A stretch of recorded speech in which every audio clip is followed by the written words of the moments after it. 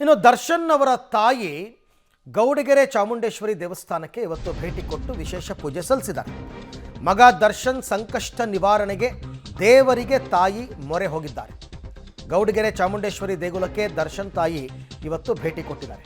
ಭೇಟಿ ಕೊಟ್ಟು ವಿಶೇಷ ಪೂಜೆಯನ್ನು ಕೂಡ ಸಲ್ಲಿಸಿದ್ದಾರೆ. ಆ ಆಡಳಿತ ಮಂಡಳಿ ಅವ್ರಿಗೊಂದು ಸನ್ಮಾನ ಮಾಡಿದ್ದಾರೆ. ಪವಾಡ ಬಸಪ್ಪನ ಆಶೀರ್ವಾದವನ್ನು ಪಡೆದಿದ್ದಾರೆ ಮೀನಾ ತೂಗುದೀಪ್ ಅವರು. ಮಗನ ಸಂಕಷ್ಟ ನಿವಾರಣೆ ಮಾಡುವಂತೆ ಪವಾಡ ಬಸಪ್ಪನಿಗೆ ಅವರು ಮನವಿಯನ್ನು ಕೂಡ ಮಾಡಿಕೊಂಡಿದ್ದಾರೆ. ಚನ್ನಪಟ್ಟಣದ ಹತ್ತಿರ ಇರತಕ್ಕಂಥ ಗೌಡಗೆರೆ ಚಾಮುಂಡೇಶ್ವರಿ ದೇವಸ್ಥಾನ ನೋಡಿ, ಅಲ್ಲಿ ದೃಶ್ಯದಲ್ಲಿ ತಾವು ನೋಡ್ತಾ ಇದ್ದೀವಿ.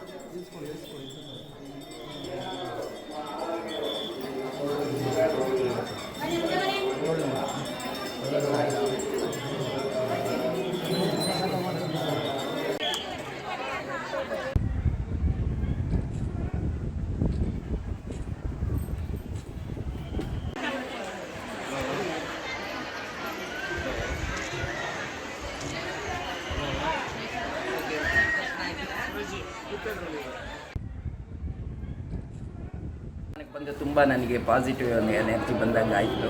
ಮತ್ತು ಒಳ್ಳೆ ದೇವಸ್ಥಾನ ಅನ್ನಿಸ್ತು. ಅಮ್ಮ ತಾಯಿ ಚಾಮುಂಡೇಶ್ವರಿ ಇಲ್ಲೇ ಇರೋದರಿಂದ ಎಲ್ಲ ಕಡೆಯೂ ಒಳ್ಳೆ ಪಾಸಿಟಿವ್ ಎನರ್ಜಿ ಇದೆ.